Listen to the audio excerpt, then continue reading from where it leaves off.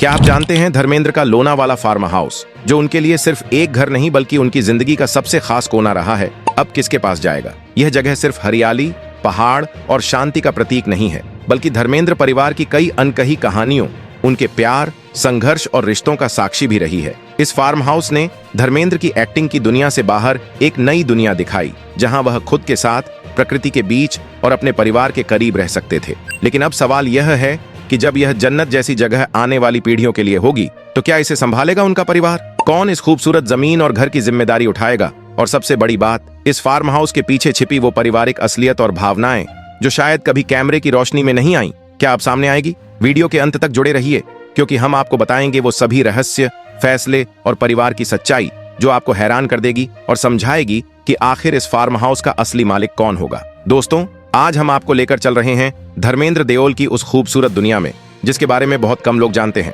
लोनावाला की शांत, ठंडी और बादलों से घिरी पहाड़ियों के बीच बसा उनका लगभग 100 एकड़ का अद्भुत फार्म हाउस। यह जगह सिर्फ जमीन का टुकड़ा नहीं थी, बल्कि धर्मेंद्र जी के लिए एक ऐसी पनाहगाह थी जहां वे अपने दिल और दिमाग को फिर से सुकून से भर पाते थे। एक्टिंग की चकाचौंध, कैमरों की तेज रोशनी, शोरगुल भरी शूटिंग लोकेशन, लगातार भागती जिंदगी, इन सब के बीच यह फार्म हाउस उनके लिए एक ऐसी दुनिया बन गया था जहां वे खुद से दोबारा मिल पाते थे। बचपन से ही उन्हें मिट्टी से बेइंतहा मोहब्बत थी। पंजाब के खेतों में बिताए हुए उनके शुरुआती साल, मिट्टी की खुशबू, धूप में सुनहरी चमकते गेहूं, पेड़ों की छांव और गांव की सादगी, ये सब उनके दिल में हमेशा कहीं गहराई में बसे रहे। जब मुंबई की तेज रफ्तार जिंदगी ने उन्हें पूरी तरह अपने घेरे में ले लिया, तब उन्हें महसूस हुआ कि उन्हें ऐसी जगह चाहिए जहां शांति हो, अपनापन हो और प्रकृति का वही पुराना सा स्पर्श हो जो उन्हें बचपन में मिलता था। इसी तलाश में उन्होंने चुना लोनावला, मुंबई से बस कुछ घंटे दूर, लेकिन शहर की हलचल से बिल्कुल अलग, गहरी हरियाली, पहाड़ी रास्तों और बादलों की खूबसूरत परतों में छुपा हुआ एक स्वर्ग जैसा इलाका। यहीं उन्होंने 100 एकड़ की वो जमीन खरीदी और अपने सपने की नींव रखी।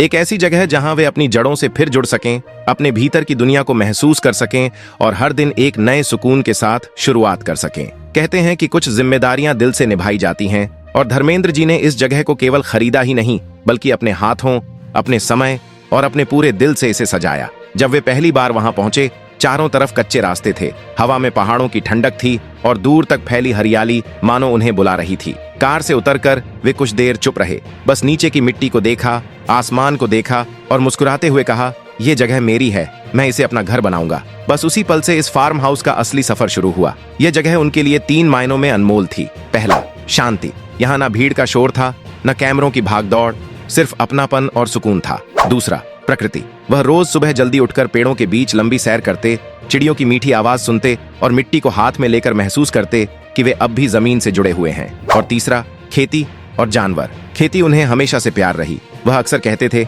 एक्टिंग मेरा काम है, पर खेती मेरी रूह है। यहाँ वह अपने समय को पूरी तरह प्राकृतिक तरीके से बिताते, जानवरों के बीच रहते, फलों और फूलों की खुशबू में सुबह की चाय पीते और अपनी आत्मा को सुकून देते। जैसे जैसे वक्त आगे बढ़ता गया, धर्मेंद्र जी का यह 100 एकड़ वाला फार्म हाउस सिर्फ एक जमीन का टुकड़ा नहीं रहा। यह धीरे धीरे एक छोटे, शांत और जीवंत से गांव का रूप लेने लगा। कच्चे रास्तों पर चलते हुए ऐसा महसूस होता था जैसे किसी पुराने देहाती किस्से में कदम रख दिए हों। चारों तरफ ऊंचे ऊंचे पेड़, पूरे मौसम में फलों से लदे बाग, सब्जियों के हरे खेत, पशुओं के लिए अलग बने खुले आंगन और बीच में एक बेहद साधारण, बिल्कुल मिट्टी की खुशबू वाला घर। बहुत से लोग सोचते हैं कि धर्मेंद्र जैसा सुपरस्टार यकीनन शानदार, झिलमिलाते फार्म हाउस में रहता होगा, सोने चांदी की सजावट, महंगे गेट, सिक्योरिटी और कैमरे से घिरा हुआ। लेकिन दोस्तों, सच्चाई इससे बिल्कुल उलट थी। यह फार्म हाउस दिखावे की दुनिया से बिल्कुल दूर था। यहाँ न चमक थी, न ग्लैमर, मिलेगी तो सिर्फ मिट्टी की खुशबू, सादगी की मिठास और प्रकृति की गोद। यही सादगी इसे असल मायनों में अनमोल बनाती थी। फिल्मों का लगातार दबाव हो, परिवार की जिम्मेदारियां हो या भीड़ भाड़ से भरी दुनिया, जब भी दिल भारी होता, धर्मेंद्र जी बिना किसी हिचक के अपनी कार स्टार्ट करते और सीधे लोनावला की शांति की तरफ निकल पड़ते। यह फार्म हाउस उनके लिए सिर्फ घर नहीं था, यह उनका मन का अस्पताल था, जहां हवा की हल्की थपकियां भी दवा बन जाती थीं। पेड़ों की सरसराहट उन्हें सुकून देती थी और हर नई सुबह जैसे एक नई उम्मीद लेकर आती थी। 100 एकड़ का यह फार्म हाउस धर्मेंद्र जी के लिए सिर्फ एक प्रॉपर्टी नहीं, उनका दिल था, उनका बचपन था, उनका सुकून था। यही वजह है कि यह जगह उनकी जिंदगी के सबसे करीब और सबसे पवित्र स्थानों में से एक मानी जाती है, जहां बॉलीवुड के ज्यादातर सितारे बड्ढी बड्ढी दीवारें, सिक्योरिटी गेट्स, मॉडर्न सुविधाएं और हाईटेक व्यवस्था रखते हैं, वहीं धर्मेंद्र जी के फार्म हाउस का गेट एकदम गांव जैसा सादा था। एक लंबा रास्ता, दोनों तरफ पेड़ों की कतारें और बीच में लकड़ी का सुंदर सा दरवाजा। कोई दिखावा नहीं, कोई स्टारडम नहीं, बस जमीन से जुड़ी हुई उनकी असली पहचान। अंदर घुसते ही ऐसा लगता था जैसे किसी हरियाली से भरे स्वर्ग में प्रवेश कर लिया हो, जहां नजर जाती बस बाग, पेड़ और खेत फैले हुए। शहर के लोग यहाँ पहली सांस लेते ही कह देते, वाह, ये तो सच में धरती पर स्वर्ग है। और धर्मेंद्र जी अक्सर हंसकर कहते थे, प्रकृति में जो दवा है वह दुनिया के किसी अस्पताल में नहीं मिलती। इसी भरोसे के कारण उन्होंने यहाँ सैकड़ों पेड़ लगवाए। आम, जामुन, नारियल, अमरूद, चीकू, सीताफल, नींबू, कटहल, जामफल और न जाने कितने तरह के फल। हर मौसम में किसी न किसी पेड़ से खुशबू आती रहती थी। यह फार्म हाउस उतना ही जीवित था जितने धर्मेंद्र जी के सपने और प्रकृति के प्रति उनका प्रेम। दोस्तों, ये बात सुनकर कई लोग सचमुच दंग रह जाते हैं कि धर्मेंद्र जी खेती को शौक की तरह नहीं बल्कि एक जिम्मेदारी और इबादत की तरह निभाते थे। वह सिर्फ जमीन के मालिक नहीं थे बल्कि उस मिट्टी के असली रखवाले थे। उनके फार्म में उगते थे ताजे टमाटर, चमकदार बैंगनी रंग वाले बैंगन, आग जैसी तीखी मिर्च, लहराते बेलों पर झूलती लौकी, मुलायम और हरी पत्ती वाली तोरी, गोल मटोल देसी टिंडा, कुरकुरी हरी हरी भिंडी, ताजगी से भरी गोभी, धरती की खुशबू लिए हुए रसदार प्याज, सुगंध फैलाता अदरक, कड़क और मोटी शिमला मिर्च और ताजगी का एहसास दिलाते धनिया पुदीना। सुबह की पहली धूप फसल पर पड़ती ही वह बेइंतहा सुकून के साथ खेतों की ओर बढ़ते। कभी झुककर मिट्टी को उंगलियों से मलते, कभी पौधों की जड़ों पर हाथ फेर कर देखते कि नमी सही है या नहीं, तो कभी पत्तों को पलटकर बड़ी ध्यान से जांचते कि कोई कीड़ा या बीमारी तंग तो नहीं कर रही। उनके लिए यह सब किसी हीरो की दिनचर्या नहीं बल्कि दिल की धड़कन जैसा था। खेतों में खड़े होकर वह शहर की चकाचौंध, शोर, कैमरे और जिम्मेदारियों की भारी आवाजों से मुक्त हो जाते थे। मिट्टी की खुशबू उनके चेहरे पर वैसी ही नरमी ला देती थी जैसी किसी बच्चे को उसके घर की गोद में मिलने वाला सुकून। और यही वजह थी कि जब वह फसलों की कतारों के बीच खड़े होकर हवा का एक गहरा झोंका लेते तो उनके चेहरे पर एक ऐसी मुस्कान आ जाती थी जो यह बता देती थी कि असली राहत, असली खुशी और असली जिंदगी उन्हें यहीं मिलती थी, इन्हीं पौधों के बीच, इसी मिट्टी की गोद में। दोस्तों, धर्मेंद्र जी का जानवरों के लिए प्यार सिर्फ शौक नहीं था बल्कि उनके दिल का बहुत गहरा हिस्सा था। इसी लगाव की वजह से उन्होंने अपने विस्तृत फार्म हाउस में एक अलग, बेहद सुव्यवस्थित डेयरी सेक्शन बनवाया था, जहां सब कुछ सादगी, सफाई और नेचुरल माहौल से भरा रहता था।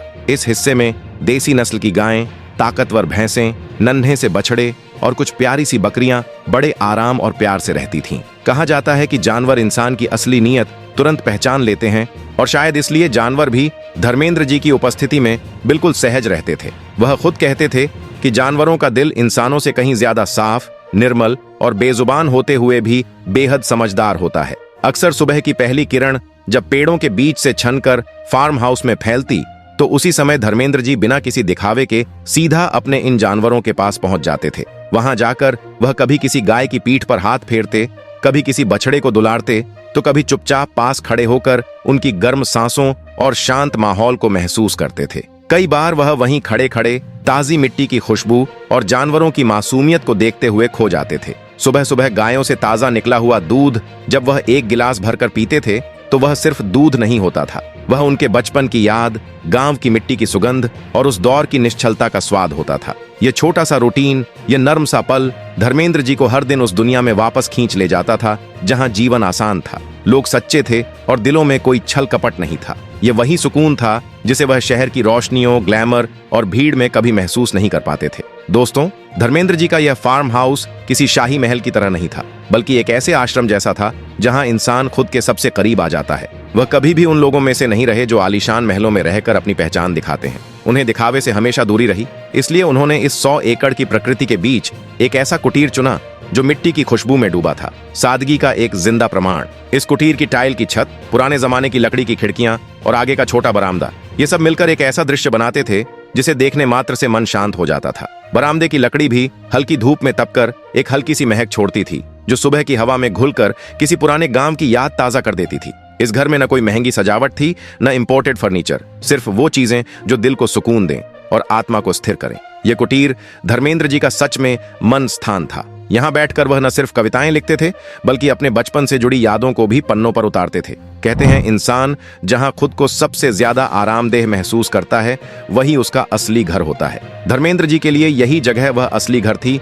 कभी वह चाय का कप लेकर घंटों आसमान देखते रहते, कभी किसी पुराने गीत की धुन पर अपने विचारों को तैरने देते यह वह कोना था जहां वह स्टार नहीं, सिर्फ एक इंसान बनकर रहते थे।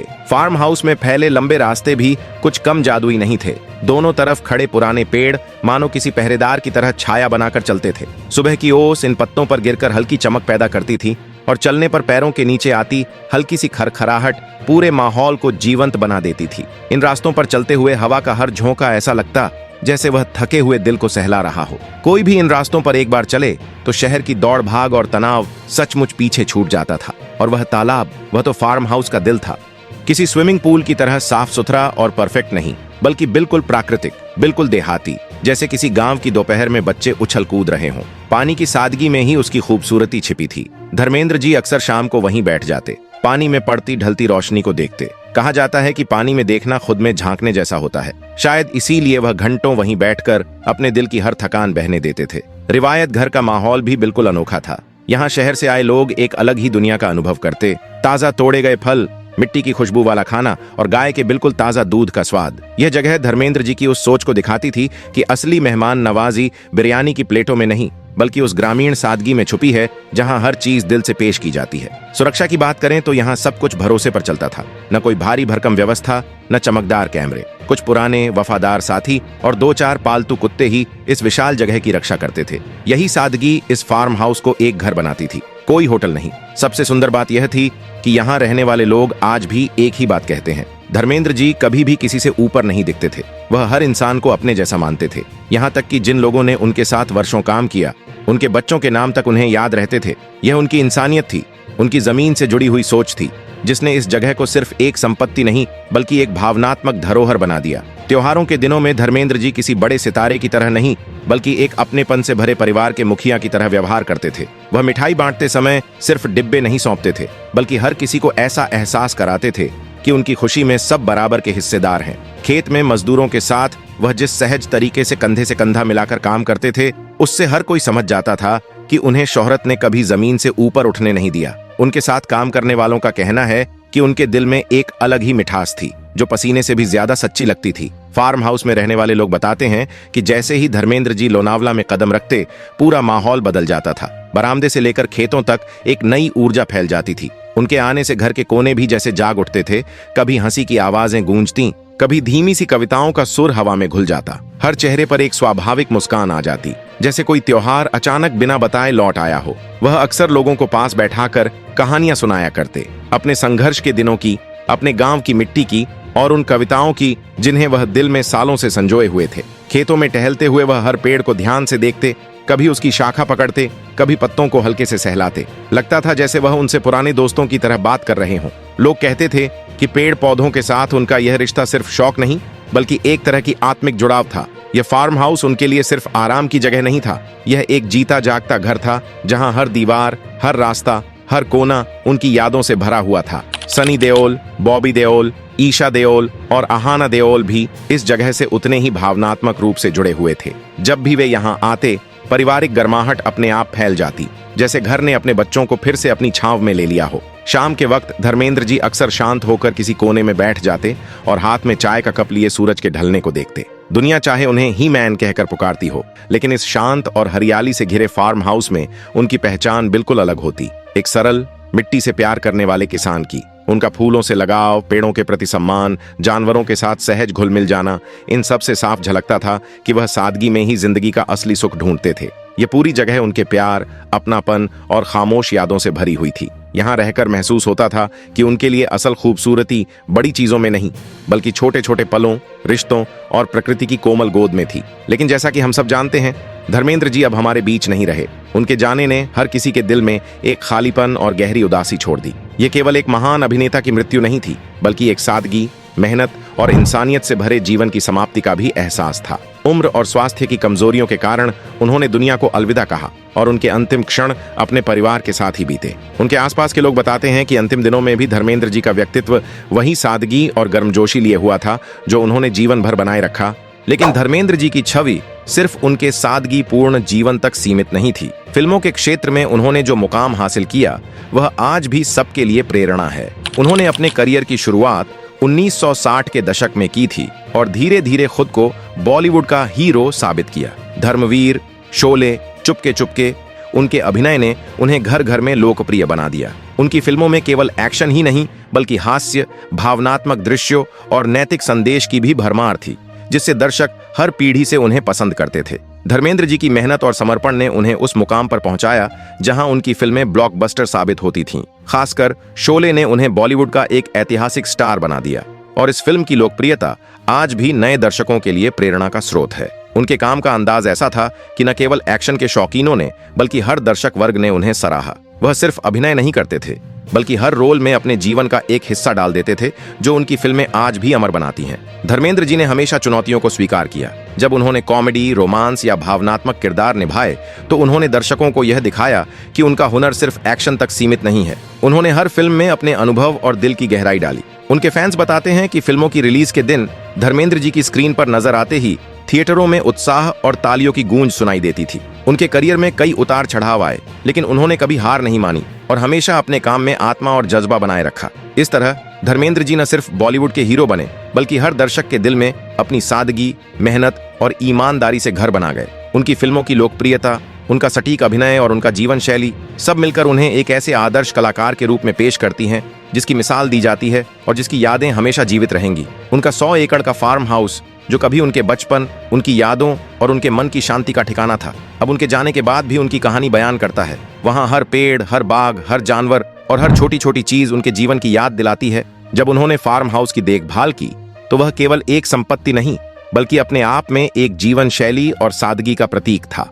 उनके जाने के बाद यह जगह एक स्मारक बन गई है जहां उनके परिवार, दोस्त और फैंस उन्हें याद कर सकते हैं, उनकी बातें, उनका व्यवहार और उनके कर्म महसूस कर सकते हैं। फैंस और करीबी लोग बताते हैं कि उनके जाने के बाद भी फार्म हाउस में उनका प्रभाव बना हुआ है। जैसे ही सुबह की हल्की धूप वहां आती थी, हवाओं के झोंके पेड़ों से टकराते और फूलों की खुशबू चारों ओर फैलती, वैसे ही धर्मेंद्र जी की याद भी हर कोने में बसती। उनके अनुकरणीय जीवन, उनकी सरलता, उनके प्रियजन और फैंस के साथ उनके व्यवहार की यादें हमेशा जीवित रहेंगी। उनका जाना हम सबको यह भी सिखाता है कि असली मूल्य केवल बड़ी संपत्ति या शोहरत में नहीं बल्कि इंसान की अच्छाई, कर्मों और दूसरों के लिए छोड़े गए प्रभाव में होता है। धर्मेंद्र जी का फार्म हाउस सिर्फ एक जमीन का टुकड़ा नहीं बल्कि उनके जीने के अंदाज, सादगी, मेहनत और यादों का प्रतीक है। वही बात अब एक और बड़े और दिल को छू लेने वाले विषय से जुड़ जाती है, उनकी विरासत और संपत्ति का भविष्य। भारतीय कानून के अनुसार जब कोई व्यक्ति इस दुनिया से चला जाता है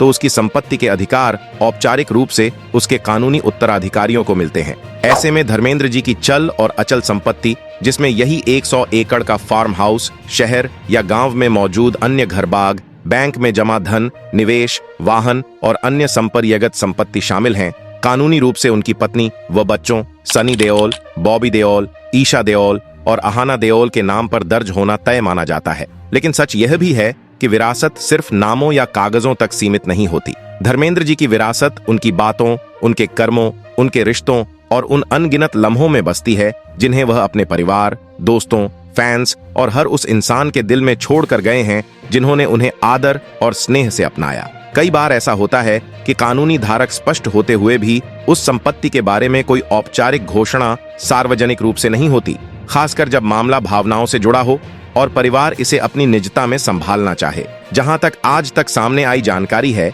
इस बात की कोई स्पष्ट और आधिकारिक घोषणा नहीं हुई है कि इस फार्म हाउस का कानूनी मालिक कौन है और किसके नाम पर इसका नामांकन हुआ है। मीडिया रिपोर्ट्स, पब्लिक डॉक्यूमेंट्स या परिवार की तरफ से कोई लिखित बयान उपलब्ध नहीं है कि इसे पहले से ही किसे सौंप दिया गया है या अभी तक इस पर फाइनल निर्णय होना बाकी है। इसीलिए कहा जा सकता है कि इस समय तक इस संपत्ति के असली अथवा उपयुक्त धारक की जानकारी सार्वजनिक रूप से सामने नहीं आई है। ये वह जगह है जहां फैसले केवल कानून या दस्तावेजों से नहीं होती बल्कि भावनाओं, सम्मान, यादों और रिश्तों से भी गहराई से जुड़ी होती हैं। हर वो इंसान जिसने धर्मेंद्र जी को जाना, उनके तरीके, उनके विचार, उनके कर्म और उनकी जिंदगी के हर छोटे बड़े पल को देखा या महसूस किया, वह भी किसी न किसी रूप में इस विरासत का हिस्सा महसूस करता आया है। इसीलिए जब हम यह सवाल उठाते हैं कि इस अनमोल और भावनाओं से भरी जगह का असली हकदार कौन होना चाहिए, तो यह फैसला सिर्फ कागजों की निखाले से नहीं बल्कि दिल की समझ से भी करना चाहिए। तो अब हम आपसे पूछते हैं, क्या ऐसी विरासत जिसका रिश्ता सिर्फ कानूनी हक से नहीं बल्कि प्यार, यादों और इंसानियत से जुड़ा हो, उसके असली धारक कौन होने चाहिए? नीचे कमेंट में जरूर बताइए, क्योंकि आपकी राय इस विषय में सच में मायने रखती है। और यह चर्चा उन यादों को सम्मान देने का एक तरीका है जो धर्मेंद्र जी ने अपने जीवन में हम सबको दी है। अगर आपको यह वीडियो पसंद आया हो तो सबसे पहले लाइक जरूर कीजिए, क्योंकि आपका एक छोटा सा लाइक हमारे लिए बहुत मायने रखता है और हमें जानने में मदद करता है कि आपको हमारा कंटेंट पसंद आया। इसके साथ ही अपने दोस्तों और परिवार के साथ इस वीडियो को शेयर कीजिए ताकि वे भी धर्मेंद्र जी के इस अद्भुत फार्म हाउस की कहानी और उनकी जिंदगी की सादगी के बारे में जान सकें। और हाँ, हमारे चैनल को सब्सक्राइब करना बिल्कुल मत भूलिए। धन्यवाद।